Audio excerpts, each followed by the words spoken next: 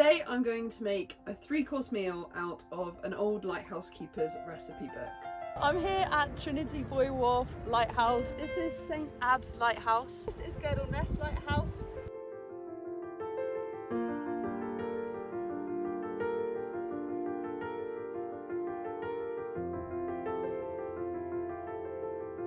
I found these recipes about 6 months ago on Reddit.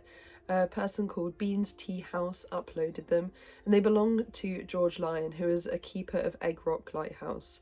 He came into the role in 1899, and there is a lovely quote online in the New England Lighthouses virtual guide where they say he was very cordial. His cordial welcome was seconded by his mother, a sweet mother and son duo who nonetheless had some absolutely terrible recipes. I've already made apple salad and Swiss style potato pancakes, but the time has come to try and make a full meal out of these Lighthouse Keeper recipes. Today I'm going to make brown bread, and I'm also going to make a meat substitute, that's all it's called, and a dainty German pudding to round it all off. I'm really hopeful for this, and I would love to eat some really good bread today, or at least some passable bread. I'm also excited for the dainty German pudding because it looks pretty simple and yummy.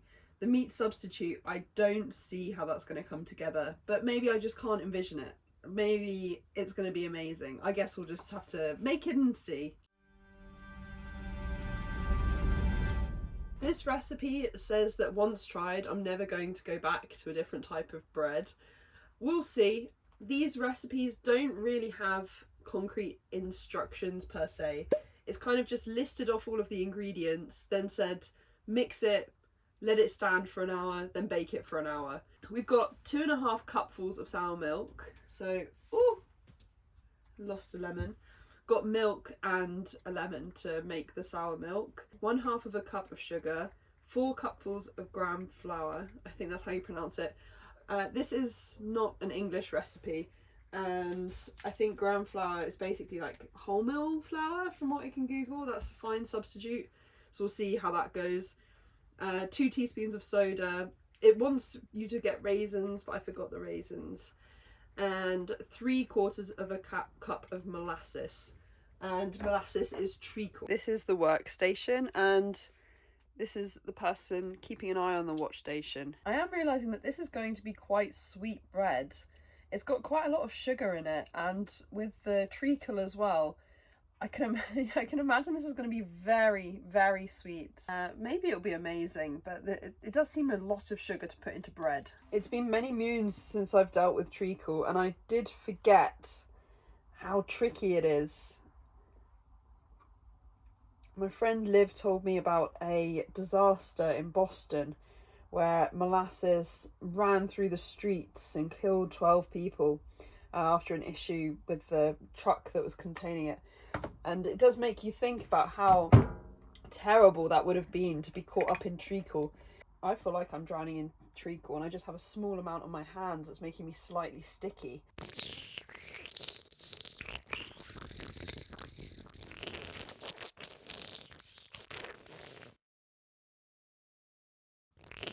Okay, so I think the bread is ready to rest for an hour. You may have been able to tell, but I am not a baker really. I don't bake my own bread. I love eating bread. I think I could eat a loaf a day, but I do not make it.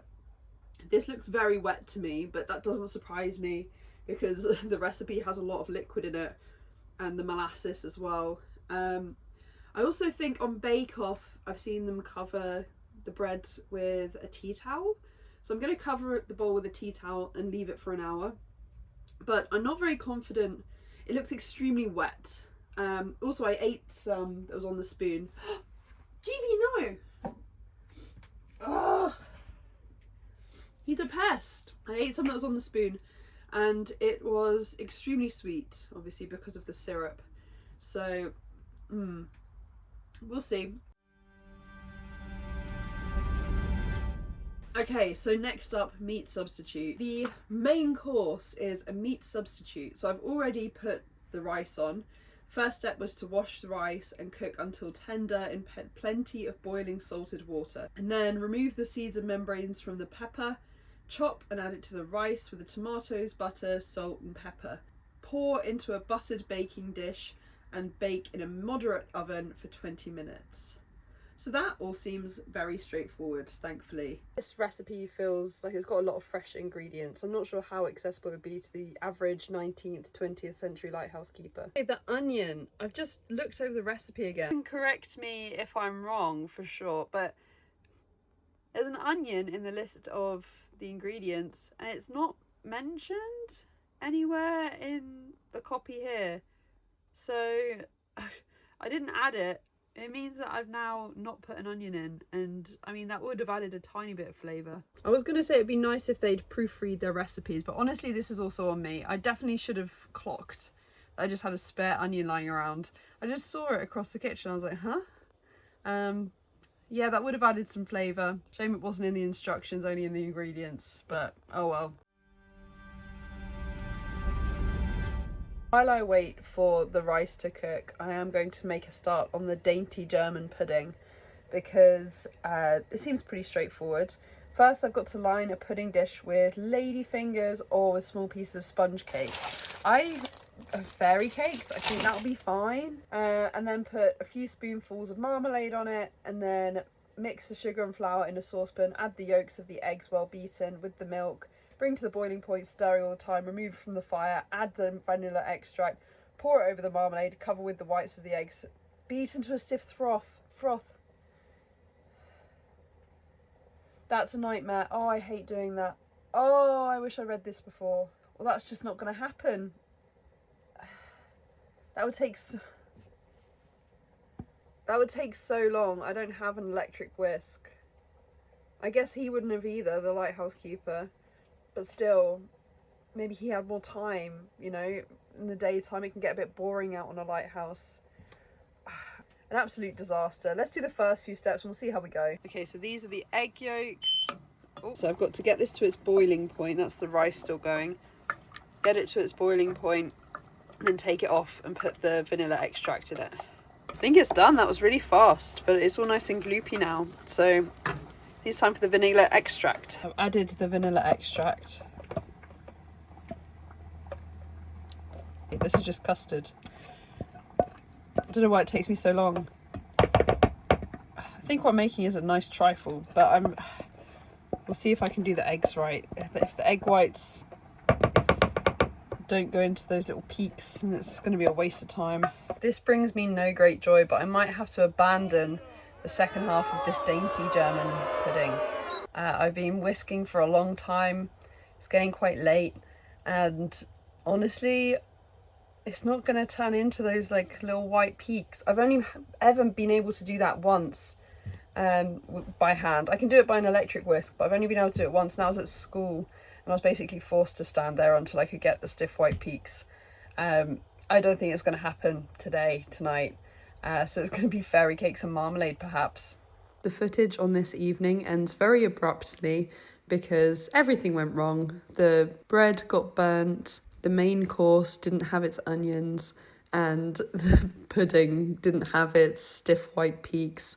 So I was pretty despondent.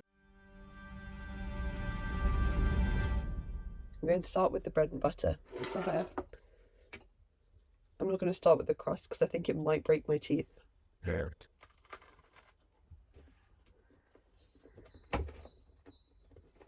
Cheers. Oh. Where to begin? I don't like the texture. It's very dense, very hard to get through. Very like cloyy. I guess that's a treacle. I don't like the taste. Again, the treacle, it doesn't taste like bread, really. I can imagine this would fill you up if you managed to get through a slice.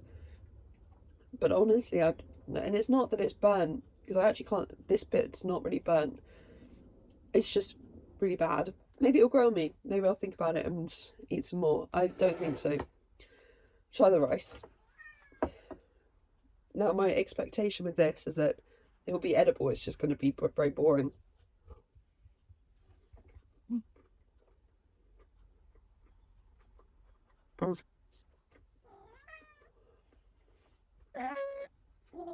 Edible, very boring.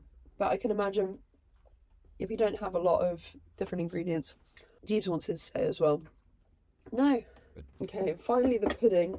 So something's gone wrong with every part of this dish. This burnt slightly. This, they didn't mention the onions in the recipe, so I missed the onions. And for this, on the boat, I don't have an electric whisk, so I wasn't able to make the stiff white peaks. So it's pretty plain, but also have high hopes because it's just fairy cakes, custard and marmalade, all of which I love.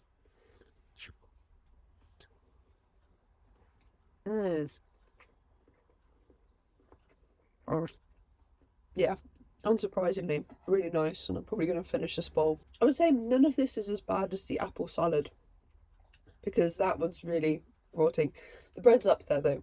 If I was going to order them, apple salad's the worst, that bread's the second worst, and then comes that, and then this is the best.